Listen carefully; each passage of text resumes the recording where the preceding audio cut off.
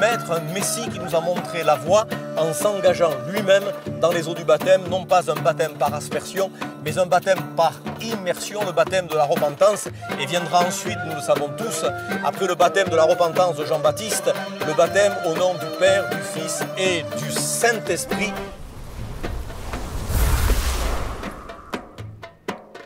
Nous sommes heureux de vous accueillir à Qasr El Yahoud, en face de Jéricho, au bord du Jourdain, où il fait extrêmement chaud. Vous ne vous en rendez pas compte peut-être parce que vous êtes au coin du feu.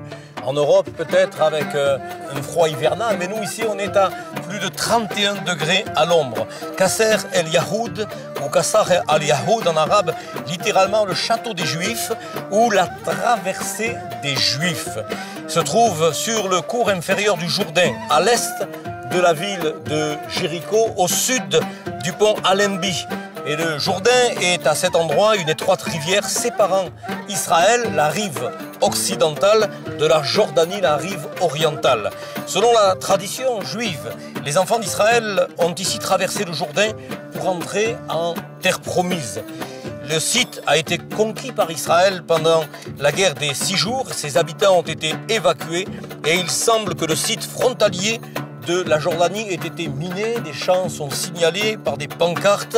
Donc le site est resté complètement fermé pendant plusieurs années. Et voilà que depuis peu, il a été ouvert et bien sûr il est donné à tous les pèlerins, à tous les croyants, à tous ceux qui ont envie de s'y rendre aujourd'hui pour y faire un culte, voire même y pratiquer des baptêmes par immersion, sont absolument les bienvenus. En tout cas, c'est un lieu important pour nous qui croyons, qui sommes des lecteurs de la parole de Dieu, puisque ici, dans ce lieu, eh bien, c'est passé, bien entendu, comme je vous l'ai déjà dit, la traversée du Jourdain par Israël. C'est ici que Élie va pour une deuxième fois jeter son manteau à Élysée, et c'est là même que le Seigneur Yeshua, Jésus, va se faire donc baptiser. J'aimerais vous rappeler que la traversée de la mer Rouge, vous le savez tous, symbolise le baptême d'eau par immersion, l'engagement d'une bonne conscience devant Dieu.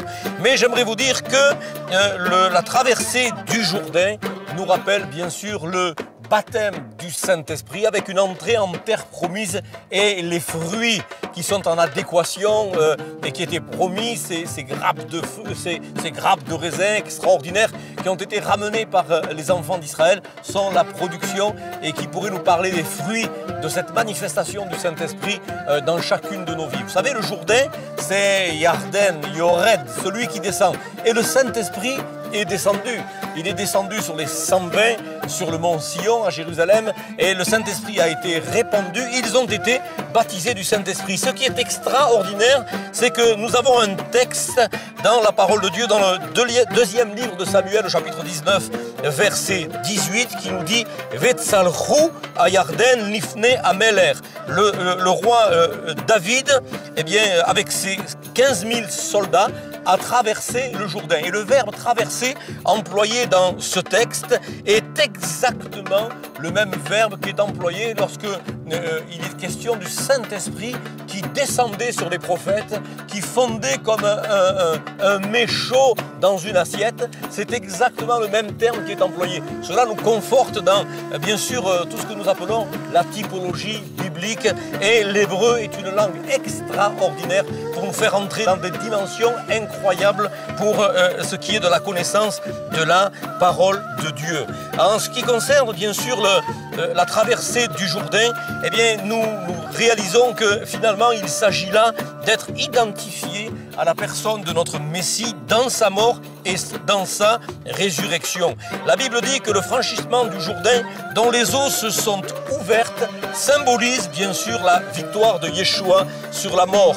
L'arche de l'Alliance en est le type. Vous savez que l'arche de l'Alliance était composé à l'intérieur d'un vase d'or avec de la manne, Jésus, Yeshua, le pain de vie, le bâton d'Aaron qui avait fleuri, Yeshua, la résurrection et la vie, et puis les tables de la loi qui nous rappellent Yeshua, là, et Jésus, la parole incarnée. Donc nous avons là une préfiguration extraordinaire. Eh bien, nous savons que cette préfiguration nous fait réaliser la mort de Yeshua et sa résurrection. Et nous fait penser aussi à notre propre mort. Lorsque nous avons rencontré le Seigneur, nous nous sommes engagés dans les eaux du baptême et ensuite nous avons reçu ce qui avait été promis, le Saint-Esprit qui nous fait entrer dans des dimensions incroyables. Dans la vie d'Élie, bien sûr, nous savons que cet homme a reçu de Dieu le fait qu'il devait passer le flambeau. Il va passer le flambeau à Élisée et Élisée, bien sûr, va suivre son maître partout où il allait. Et ça faisait déjà 9 ans qu'il était au service d'Élie d'une manière bien humble. Alors, bien sûr, cet homme, il était animé d'une certaine détermination. Nous devons lui ressembler dans son caractère. Il était déterminé. Et nous voulons être déterminés comme lui lorsqu'il a pu dire à Élie, « Je ne te quitterai point ». Il était motivé. Et il dira même à Élie, « L'Éternel est vivant et ton âme est vivante ». C'est pourquoi nous aussi, nous persévérons dans notre marche. Et puis, c'était un homme de discernement. Lorsque il lui a été demandé ce qu'il voulait, Dieu lui a demandé ce qu'il voulait, il a réclamé la double portion de l'onction d'Élie. Et Élisée se reconnaissait comme héritier d'Élie sur le plan, bien sûr, spirituel. Il était bien sûr aussi un homme vigilant. Et nous avons besoin de vigilance car il a gardé les yeux fixés sur son maître jusqu'au bout. Il y avait chez lui du respect puisqu'il s'adressait à Élie en ces termes « mon père ». Et puis il était rempli d'humilité puisqu'il va déchirer ses propres vêtements afin de revêtir le manteau d'Élie qui illustre bien entendu le renoncement aux œuvres mortes et aux capacités charnelles pour servir le Dieu vivant à travers la manifestation du Saint-Esprit qui agit en nous. Il était un homme, Élisée, de foi et d'efficacité. Il a été revêtu de l'Esprit de Dieu et il a accompli le miracle d'ouvrir les eaux du Jourdain par la puissance du Saint-Esprit.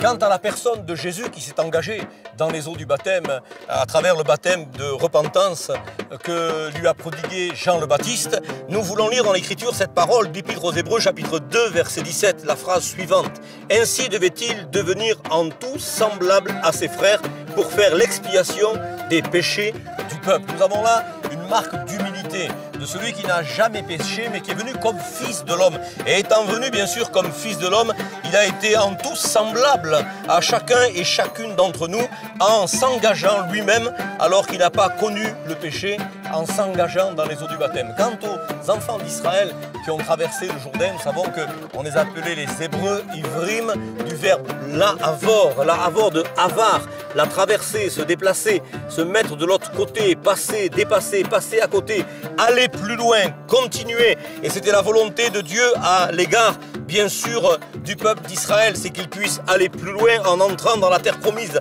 avec l'expression « Éver », ce qui se trouve de l'autre côté de Ivri, ceux de l'autre côté, les Hébreux. Et c'est aussi Évra, le déversement de la fureur, de Avour, le passage, le prix, l'occasion, le but. Et le but en soi, c'est que Dieu a voulu faire traverser son peuple pour le faire entrer dans ce pays de la promesse, pour être un témoin pour toutes les nations. En fait, en bref, ici dans ce lieu, des histoires extraordinaires, véridiques, expérimentées par des hommes et des femmes, avec un maître, un messie qui nous a montré la voie en s'engageant lui-même dans les eaux du baptême, non pas un baptême par aspersion, mais un baptême par immersion, le baptême de la repentance. Et viendra ensuite, nous le savons tous, après le baptême de la repentance de Jean-Baptiste, le baptême au nom du Père, du Fils et du Saint-Esprit, qui est pratiqué aujourd'hui pour tous les enfants de Dieu qui ont fait l'expérience de la nouvelle naissance et qui ont décidé de s'engager avec le Dieu vivant et vrai. Que Dieu vous bénisse avec la télévision, la TVN, la télévision de la bonne nouvelle pour tous les francophones depuis l'Europe, l'Afrique de l'Ouest, l'Afrique tout court, le continent africain, l'Afrique du Nord. Que Dieu bénisse ses enfants.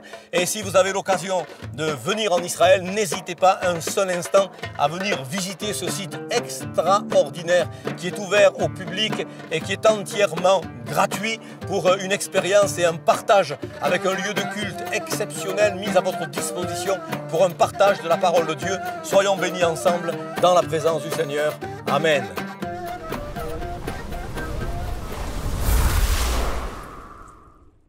Shalom, j'espère que vous avez aimé cette vidéo.